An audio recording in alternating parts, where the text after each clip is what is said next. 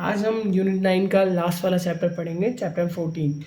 इस चैप्टर का नाम अर्धचालक इलेक्ट्रॉनिकी पदार्थ युक्तियाँ एवं सरल परिपथ है। इस चैप्टर में से ये फिजिक्स का सबसे लास्ट चैप्टर है हमारा। इस चैप्टर में से बेसिकली सब मेन क्वेश्चन आते हैं जो मैंने इस वीडियो में डिराइव किए हैं। पहले मैं शॉर्ट क्वेश्चंस को बता रहा हूँ और फिर इसके बाद हम लॉन्ग क्वेश्चंस पे आएंगे। सबसे पहले हम देखते हैं कि अर्धचालक क्या है। किन्हीं दो अर्धचालकों के नाम लिखिए। तो डेफिनेशन देखते हैं। सबसे पहले अर्धचालक वे पदार्थ होते हैं जिनकी चालकता चालक और विद्युत रोधी के बीच में होती है। अर्धचालक एक तरह से चालकता को भी प्रदर्शित करते हैं और प्रतिरोध को भी प्रदर्शित करते हैं। या विद्युत रोकने वाली जो पदार्थ होते हैं जो विद्युत को एक स्थान से दूसरे स्थान तक जाने में रुकावट पैदा करते हैं, ऐसे पदार्थ विद्युत रोधी भी होते हैं। तो ये उनके बीच के पदार्थ होते हैं, इनमें दोनों प्रवृत्ति होती है। इस तरह के पदार्थ अर्धचालक कहलाते हैं। इसमें उदाहरण में अगर हम देखना चाहें तो जर्मेनियम और सिलिकॉन होते हैं। ठीक है, अब हमारा क्वेश्चन नंबर 2, पी प्रकार के एवं एन प्रकार के अर्धचालक से आप क्या समझते हैं तथा ये कैसे बनाए जाते हैं। मैं आज इस वीडियो में दो नंबर के जो भी मेन क्वेश्चन बनते हैं जो बोर्ड एग्जाम में एमपी बोर्ड में इस बार आने के चांसेस अच्छे हैं उन्हें बता रहा हूँ। अब हम देखते हैं पी प्रकार के अर्धचालक।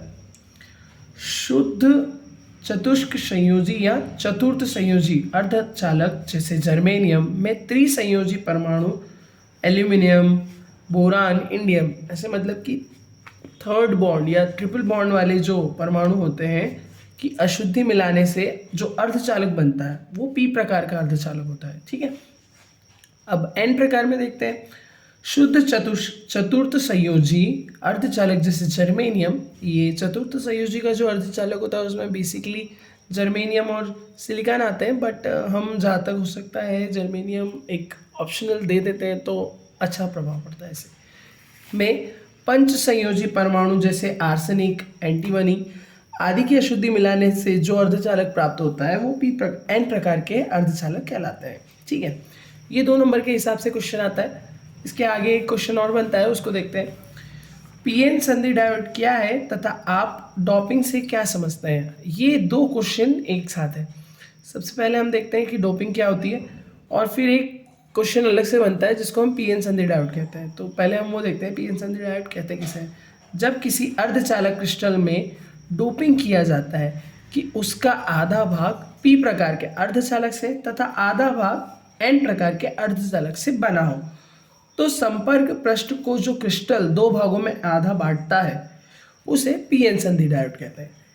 ये एक तरह का ऐसा डायोड होता है जिसमें पी प्रकार की अशुद्धियाँ या पी प्रकार का अर्धचालक और एन प्रकार का अर्धचालक दोनों मिलकर इस डायोड को बनाते हैं। अब इस संधि में या इस परिभाषा में डोपिंग का एक वर्ड यूज हुआ है तो उसको देखते हैं कि डोपिंग एक्चुअली होती क्या है। एक हेडिंग में देख लो, शुद्ध अर्धचालक क्रिस्टल में विशेष विधि से अशुद्धियाँ मिलाने की क्रिया को डोपिंग कहते हैं। एक तरह से ये हो गई कि मिक्सिंग की प्रोसेस है ये, जिसमें दोनों अर्धचालकों या शुद्ध अर्धचालक में एक विशिष्ट विधि से अशुद्ध अर्धचालक मिलाए जाते हैं जिसे हम डोपिंग की क्रिया कहते हैं। इसको करते क्यों है, इससे क्या होता है कि अर्धचालक में चालकता को बढ़ाने के लिए इसका यूज़ होता है कि वो ज़्यादा इलेक्ट्रिसिटी फ्लो कर सके, ज़्यादा टाइम तक फ्लो कर सके, इसीलिए ये अशुद्धि मिलाई जाती है। ठीक है, अब हम आते हैं आगे वाले क्वेश्चन पे। अभी मैं जहाँ तक बता रहा हूँ ये 2 नंबर के तो सारे हमारे क्लोज हो चुके हैं। अब ये जो क्वेश्चन है ये 3 नंबर के हिसाब से आया था और ये 2022 में पूछा भी गया है बोर्ड में और इस बार आने के चांसेस हैं क्योंकि 23 में तो ये आया नहीं था तो शायद पूछ सके 24 में आ जाए। पी प्रकार के अर्धचालक व एन प्रकार के अर्धचालक में अंतर। अब इसको देख लेते हैं। पी प्रकार के अर्धचालक को हम ग्राही इलेक्ट्रॉन भी बोलते हैं और एन अर्धचालक को हम दाता इलेक्ट्रॉन बोलते हैं। यह शुद्ध चतुष्क संयोजी अर्धचालक में त्रिसंयोजी तत्व की अशुद्धि मिलाने पर प्राप्त होता है। ठीक है, एन अर्धचालक में देखते हैं, यह चतुर्थ संयोजी में पंच संयोजी की तत्व की अशुद्धि मिलाने पर बनता है। हमने पीएन संधि डायोड में ये पी प्रकार के अर्धचालक और एन प्रकार के अर्धचालक जो पहले पढ़े थे ना, उन्हीं को अगर अंतर में लिख देते हो तो भी कोई दिक्कत नहीं होती है। मैंने यहाँ पे थोड़े शॉर्ट फॉर्म में लिखा हुआ है। इसमें बहुसंख्यक धारावाहक होल तथा अल्पसंख्यक धारावाहक इलेक्ट्रॉन होते हैं। इसमें ऐसा लिख सकते हो कि इसमें बहुत संख्या में होल उपस्थित होते हैं तथा अल्प संख्या में इलेक्ट्रॉन उपस्थित होते हैं। इसमें भी ऐसे लिखता हूँ, बहुत संख्या में धारावाहक इलेक्ट्रॉनिक उपस्थित होते हैं तथा अल्प संख्या में होल उपस्थित होते हैं। होल एक तरह का एक पॉजिटिव आयन हो जाता है जिसको हम धन आयन से प्रदर्शित करते हैं।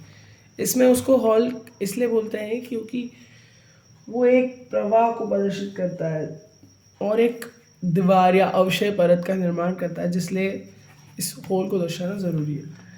इसमें तीसरा बॉन्ड समझते हैं हम। इसमें चालन बैंड में इलेक्ट्रॉनों की संख्या संयोजकता बैंड में होलों की संख्या से कम होती है। अब एन प्रकार के अर्धचालक में देखते हैं, इसमें चालक बैंड में इलेक्ट्रॉनों की संख्या संयोजकता बैंड में की संख्या से अधिक होती है। इसमें कम होती है तो इसमें क्या हो गई, अधिक हो गई। अब चौथा देखते हैं, इसमें फर्मी स्तर संयोजकता बैंड की ओर होता है। इसमें जो फर्मी स्तर होता है वो संयोजकता बैंड की ओर होता है। और एन प्रकार के अर्धचालक में जो चालन बैंड में फर्मी स्तर होता है वो चालन बैंड की ओर होता है। तो इसमें संयोजकता बैंड की ओर था और इसमें चालन बैंड की ओर था। ठीक है, आज का जो क्वेश्चन हमारा है वो 2023 बोर्ड में आ चुका है, पर जहाँ तक मुझे लगता है कि रिपीट के होने के चांसेस है। कभी रिपीट हो भी जाए तो मैं रिस्क नहीं लेना चाहता।